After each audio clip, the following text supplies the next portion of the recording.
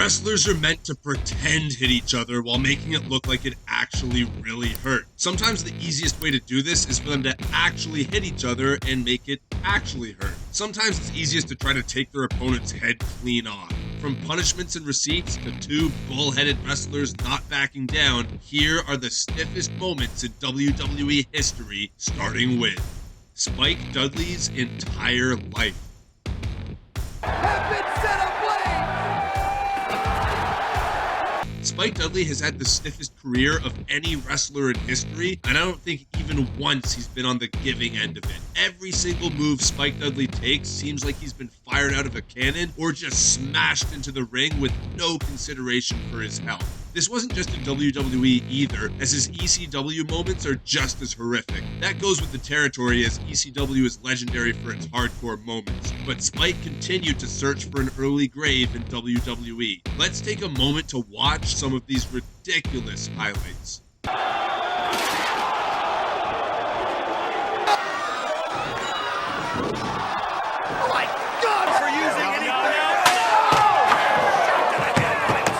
Kofi Kingston KOs The Miz.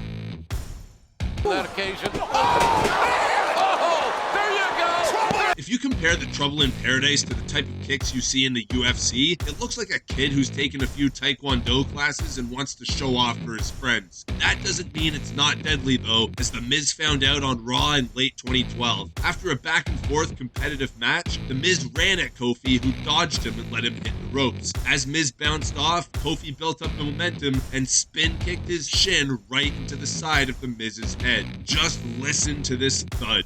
That occasion. Oh, there you go. Samoa Joe's sick swing kick.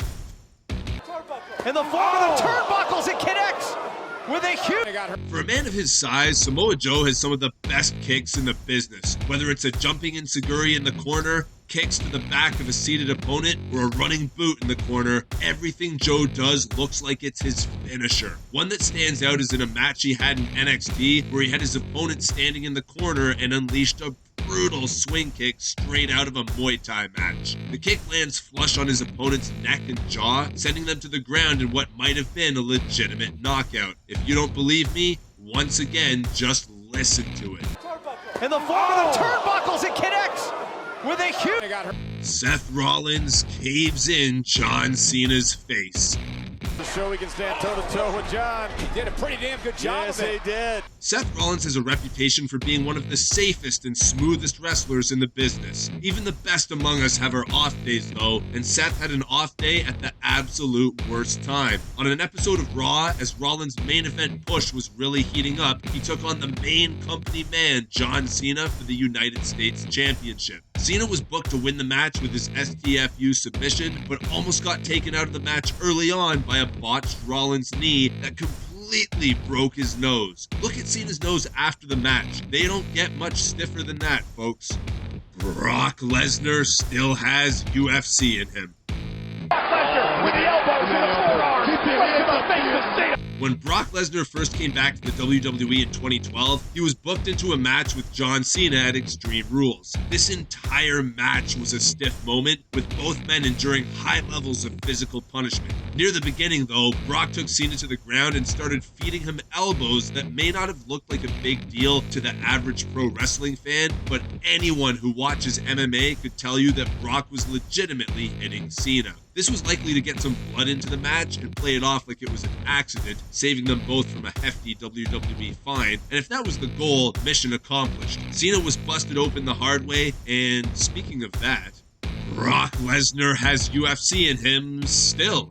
Oh, man. And harder, look at Lesnar, those clubbing forearms from the ground and pound position. In the main event of SummerSlam 2016, fans were treated to Brock Lesnar versus Randy Orton, something we hadn't seen since a throwaway match on SmackDown in the early 2000s. Neither man wanted to lose, so creative had to come up with a way for the match to end with neither wrestler technically being beaten. Well, they kind of messed that up, because all you could say about Orton after the match was that he absolutely was beaten. For real though, with vicious Brock Lesnar elbows. The goal was apparently to bust open Orton and stop the match, saving face for each wrestler, but this kinda just looked like Brock destroying Orton. Randy Orton's punt kick.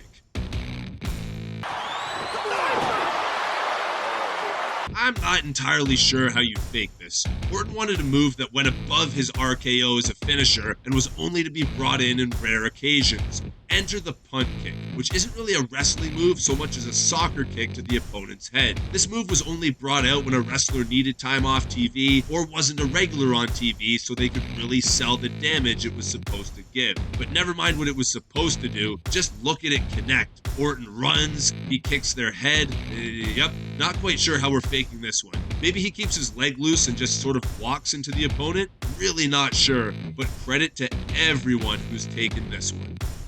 Finley loves to fight. Because this has been a brutal contest.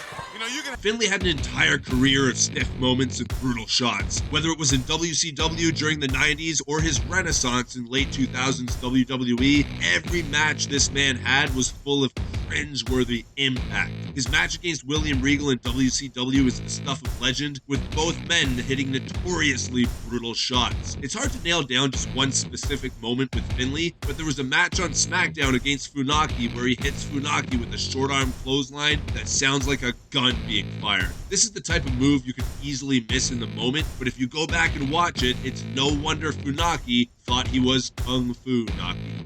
Rough, brawling type. Oh, what a clothesline. Tajiri's buzzsaw kick. Throughout the Watch arena. this. And Tajiri with a shot off the... Tajiri had some of the most brutal kicks in early 2000s WWE. Perhaps only fellow ECW alumni RVD could compete with kicks like these. Not just his finisher, but every kick he threw mid-match looked and sounded legitimate. Just listen to this when he lands on Crash Holly in his WWE debut. Yeah, he's getting... Oh! No matter who the opponent was, you knew Tajiri was going to leave some bruises on them. His finisher, the buzzsaw kick, is absolutely brutal as it's just a swing kick to the side of a kneeling opponent's head. Some of these look and sound so good, let's just take a minute to see and hear them. Oh! What a... Get her in and go to the pin. Oh! Braun Strowman launches Apollo Crews onto his neck. Apollo Crews standing moonsault. Oh, literally. During a match on Raw, Apollo Crews was meant to be one of Braun Strowman's first legitimate opponents after he was just crushing jobbers for months on end. After getting in a little bit of offense, Crews went for his traditional standing moonsault on Strowman. Braun, however, countered the move and kicked him out of mid-air. That much must have been planned, but how Crews landed absolutely was not. After flying through the air, he landed almost directly onto his neck and is lucky he didn't suffer serious injury in the process. Just another example of Braun Strowman being brutal. Let's take a look at a couple other examples of that. Look at Braun Strowman with a power slam. Doing right now. That's the table. That concludes our list of more stiff WWE moments. Which ones did we miss? Let us know in the comments below.